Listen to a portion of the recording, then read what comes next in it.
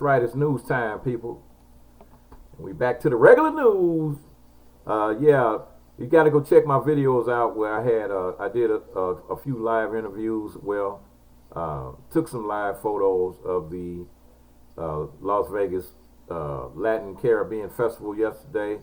So I didn't really do cover any regular news yesterday.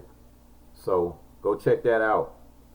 KP Video News, and just a few videos. Anyway, live videos. Okay, here we go.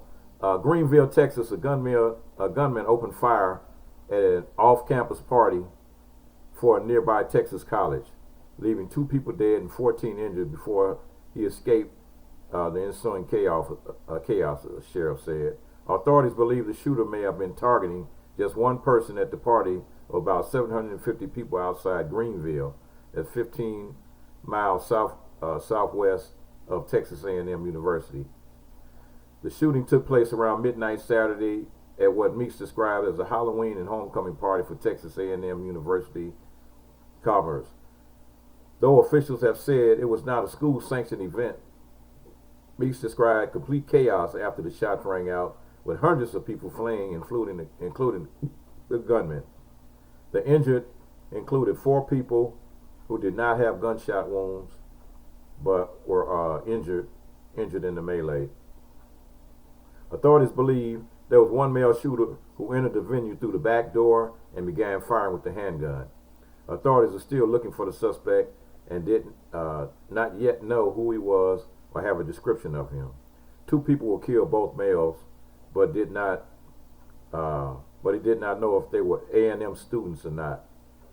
And he believed 4 or 5 students may have been among those injured, and estimated that most of the people at the party were in their late teens and early 20s. Some of the party goers were wearing costumes, he said.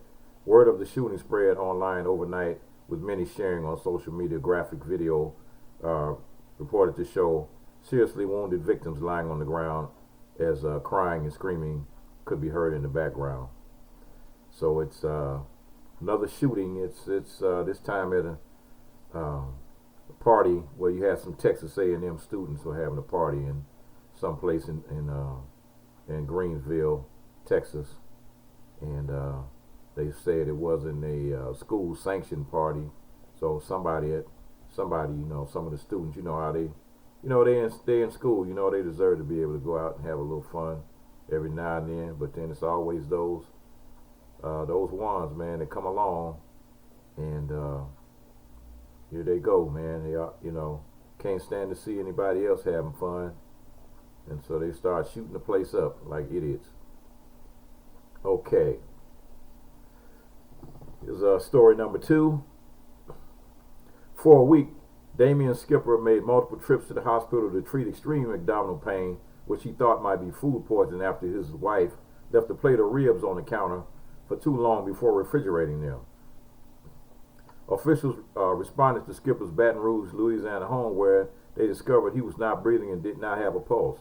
He was pronounced dead due to natural causes, according to the court document obtained by People.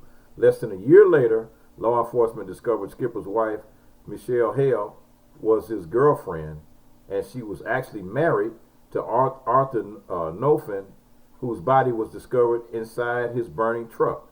Law enforcement began an investigation into both deaths and issued search warrants for Hale's computers and phones. Searches of her electronic devices reveal Bing searches concerning barium acetate, purchase of barium on her PayPal account, and shipments of barium were to her residence. Detectives also learned that Arthur Norfin was hospitalized twice after Damian's death with identical symptoms. Law enforcement exhumed Skipper's body and discovered extreme levels of barium in his body. His death was reclassified as a homicide, and Hale was arrested on June 5th. She pleaded not guilty to first-degree murder and remains in jail. Meanwhile, while she received $10,000 from Skipper's life insurance policy, she allegedly filed to receive $750,000 from her husband Norfin's life insurance policy, but a separate judge put the case on hold until she completed the current criminal case. Last week, state prosecutors filed a motion to introduce evidence regarding the death of Norfolk and her case about Skipper's death, according to the court document. So now, you know, they had one guy that was sick. He got sick and went to the hospital, and he ended up dying, which was her boyfriend. Turns out she was actually married at the time, and she ended up poisoning her husband too. So now she's in jail and being held for two murders. She done poisoned two people. All right, here we go. Last week, the game, with a stunning financial blow, when a trio of judges upheld a $7.1 million judgment against the rapper.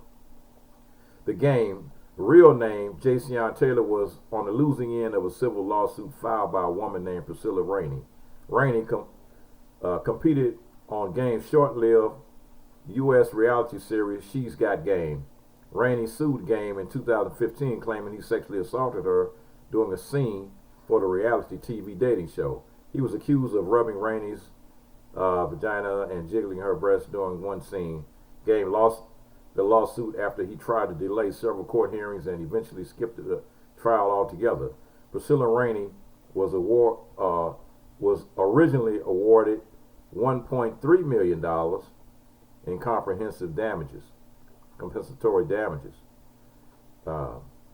She was granted $6,100 for past medical expenses, $2,400 for future medical expenses, $500,000 for future loss of normal life, $100,000 for past pain and suffering, $200,000 for future pain and suffering, $100,000 for past emotional distress, and $200,000 for future emotional distress, which came out to $1.3 million. So, how did the game end up having to pay over $7.1 million, you ask? Simply put, his behavior on social media increased the punitive damages awarded Priscilla Rainey sixfold. Circuit Judge Diane Sykes of the U.S. State Court of Appeals for the 7th Circuit was one of the three judges who issued the final decision regarding the case. Judge Sykes cited several posts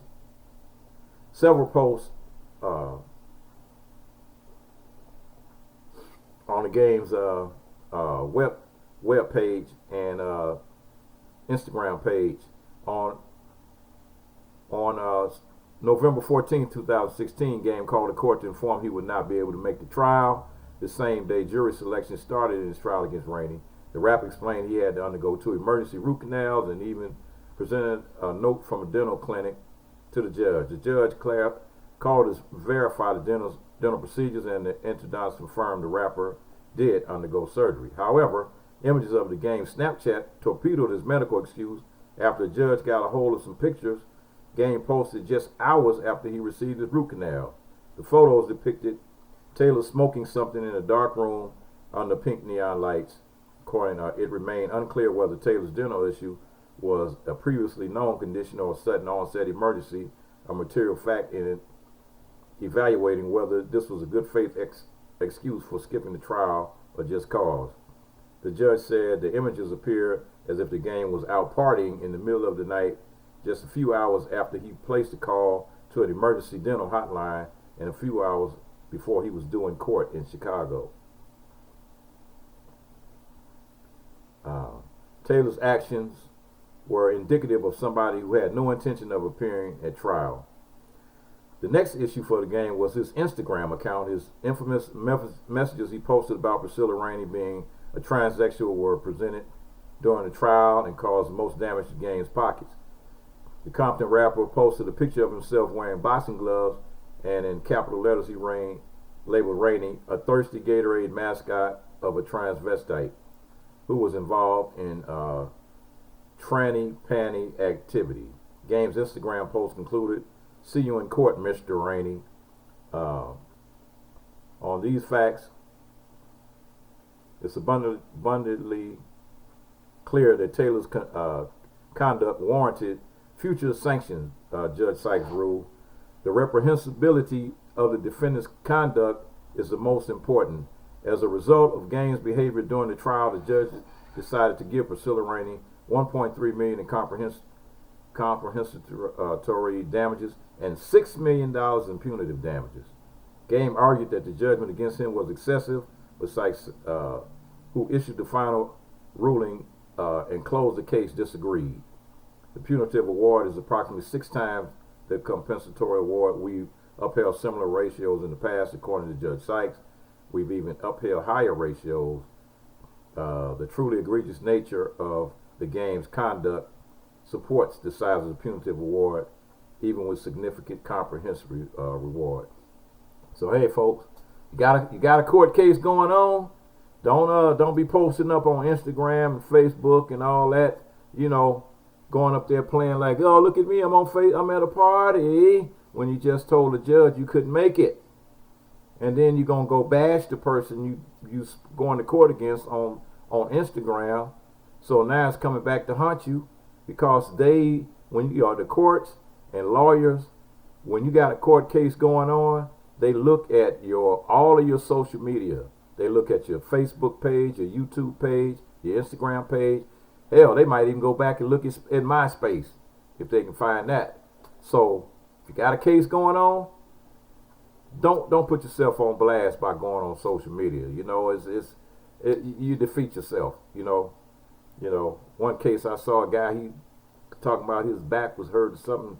Then the next thing you know, you see him on YouTube on a pair of roller skates. So hey, it is what it is.